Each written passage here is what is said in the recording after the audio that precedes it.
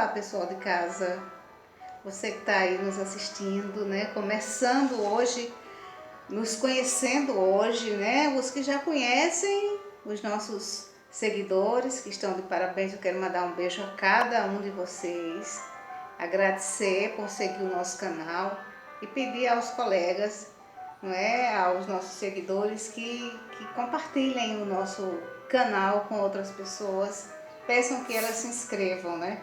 No canal Maria no Mundo das Palavras, que trata de poesia, de literatura, de música em breve, não é? E nesse período de isolamento social, a minha sugestão é que leiamos, descansemos e também, né, que rezemos, né, por todo o mundo. Afinal de contas, o mundo inteiro está passando por este momento de crise. E hoje eu trouxe o livro de uma das poetisas mais guerreiras que eu tive o prazer de ler. Chama-se Alta de Souza. Olha, o livro Alta de Souza. O nome do livro é O Horto. Alta de Souza é uma escritora macaibense, não é? Ela escreveu este livro ainda muito jovem, um pouco mais de 22 anos, por aí, e conseguiu a publicação numa época de grandes dificuldades em que a mulher não tinha esse direito de ler, escrever e principalmente publicar. Então eu vou falar hoje sobre O Horto, que é uma obra dessa escritora potiguar chamada Alta de Souza, que já não é mais considerada uma escritora potiguar apenas. Ela é uma escritora brasileira. Alta de Souza, aos 4 anos, contraiu uma doença, uma tuberculose, que caminhou com ela por toda a sua vida. Então, ela foi sempre uma jovem muito doente, porque na época não tinha tratamento para tuberculose. E ela, além de órfã de pai e mãe, fora criada pela sua avó, que lhe deu todo o conhecimento, todo o saber da vida. A avó de Alta não era uma pessoa instruída, eu digo do ponto de vista sistemático da escola, mas ela tinha uma vivacidade, uma força, uma fibra da mulher potiguar que fez com que Alta se tornasse essa pessoa que se tornou, né? Essa grande poetisa potiguar. Ela nasceu em 12 de setembro de 1876. Olha só como faz tempo, né? Ela nasceu no século XIX, uma época em que a mulher era vista apenas como uma pessoa que deveria somente procriar, aprender a cuidar da casa, fazer as atividades domésticas, né? Bordar, costurar. E a Alta era assim. Ela viveu numa época de grandes conflitos existenciais, conflitos morais, conflitos da própria mulher, não é? E ela conseguiu substancializar todo o seu sentimento de dor e de perda, porque ela perdeu um irmão de forma trágica, né? O irmão morrera queimado e ela ficou com esse trauma durante muitos anos da sua vida, infância e adolescência. E ela conseguiu, vamos dizer assim, transformar, ressignificar essa dor que ela sentia em arte. E escreveu muita poesia ao longo de toda a sua breve vida, porque ela morreu muito jovem. Morreu em 7 de fevereiro de 1901, em Natal. Morreu vitimada pela tuberculose. Mas ela tinha que, com ela, antes, né, de partir, claro, lógico, né, ela tinha com ela dois grandes personagens da nossa história, vamos dizer personagens da história potiguar, que a ajudaram a se transformar na pessoa que ela se tornou, né? Que foram os dois políticos,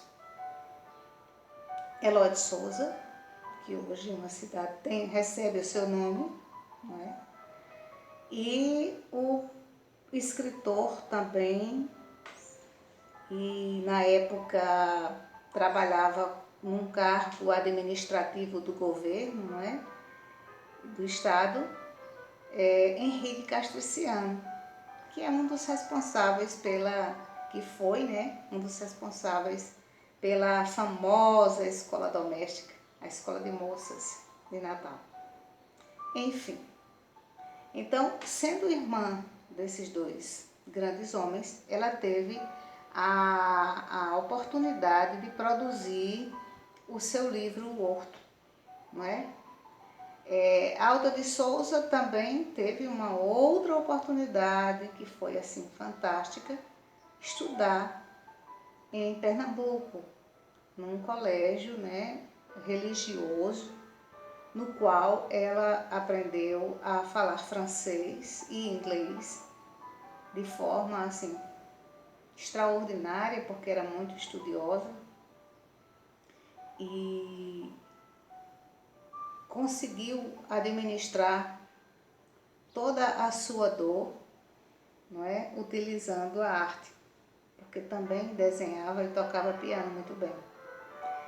Tanto que ao fundo desse vídeo que estou gravando eu coloquei Beethoven, em homenagem a Alda de Souza. Afinal de contas, o que significa a palavra horto, né? Horto nada mais é que uma pequena extensão de terra onde as pessoas plantam e cultivam árvores frutíferas, ou ornamentais, ou florestais. Tanto é que algumas pessoas, geralmente quando vão falar sobre a palavra horto, se dirigem a horto florestal, não é verdade? Então, essa é uma questão bem pessoal, eu não tenho uma prova concreta para dizer que a palavra horto para o livro de Alda de Souza surgiu, não é, dessa hipótese que eu tenho. Mas veja, quando eu era professora numa cidade aqui vizinha, professora de alunos do ensino fundamental, nós fizemos uma viagem bem interessante com os meninos para a cidade de Macaíba, para enfim conhecermos o Ferreiro Torto, que era um engenho, e conhecermos o Museu Alda de Souza e a Escola Alda de Souza, onde era a casa que ela morava. Então, quando fizemos a visita à casa, onde é a escola, né, descobrimos que o quarto, que havia sido de Alda de Souza e que agora era uma sala de aula, ele tinha uma janela que dava para um pequeno jardim. E nesse jardim havia uma árvore que, se eu não me engano, existe até hoje, né? Como forma de preservar o valor cultural que a árvore tinha para a época e para a própria Alda de Souza, né? E lembro que essa árvore ela tinha um significado muito especial nesse jardim, que hoje é um jardim da escola, né? Da Escola Alda de Souza, na cidade de Macaíba. Então, como poeta que também sou, eu penso que a palavra horto surgiu dessa sublimação ou desse sentimento que ela alimentava de viver num lugar de muita saúde, de muita paz, de muita harmonia, não é? De muita lucidez. Então é como se aquele jardim representasse uma floresta para ela, representasse o seu horto pessoal. E era ali naquele horto pessoal que ela escrevia os seus poemas. Poemas basicamente de temática religiosa, mas poemas também de temáticas sociais. Mas ela se voltava muito para a temática religiosa, uma vez que já vinham sofrendo há tempos, né, com a questão da tuberculose, com as perdas, né? Ela já havia perdido o pai e a mãe, era órfã e um irmão, e fora criada pela avó. Então tudo isso constituía em material, em conteúdo para a produção de seus poemas.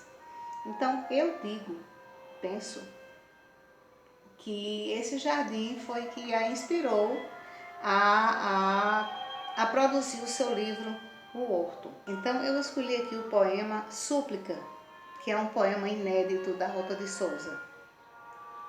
E diz assim: se tudo foge e desaparece, se tudo cai ao vento da desgraça, se a vida é o sopro que nos lábios passa, gelando o ardor da verdadeira prece, se o sonho chora e geme e desfalece, dentro do coração que o amor enlaça, se a rosa murcha ainda em botão e a graça da moça foge quando a idade cresce, se Deus transforma em sua lei tão pura a dor das almas que o ideal tortura, na demência feliz dos pobres loucos, se a água do rio para o oceano corre, se tudo cai, Senhor,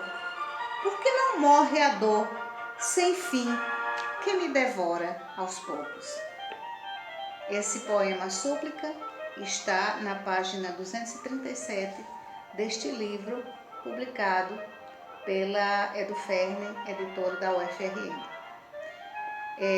Alda de Souza foi privilegiada, sofreu preconceito por ser negra, mas não tanto preconceito se ela fosse pobre, porque numa época, nesse recorte histórico, não é, do século XIX, em que as mulheres não poderiam publicar um livro, Alda de Souza teve a felicidade de encontrar um irmão que acreditasse na obra dela, que foi Henrique Castriciano, que publicou, não é? Já que ele tinha um poder político bastante razoável, publicou o livro Horto, de Alda de Souza, na primeira edição, e ele foi bastante lido por pessoas do Brasil inteiro, mas o povo foi quem leu mais. Então, você que está em casa, eu lhe peço mais uma vez, não deixe de se inscrever, de compartilhar para os seus amigos. É muito simples. Aparece o nome assim, inscrever. Você vai lá e clica em cima. Depois aparece o sininho. Aí você clica no sininho. O sininho existe somente para dizer para você assim: olha, tem vídeo novo no canal. Para lembrar você que tem vídeo novo no canal. Tá bom? Então eu conto com a sua participação.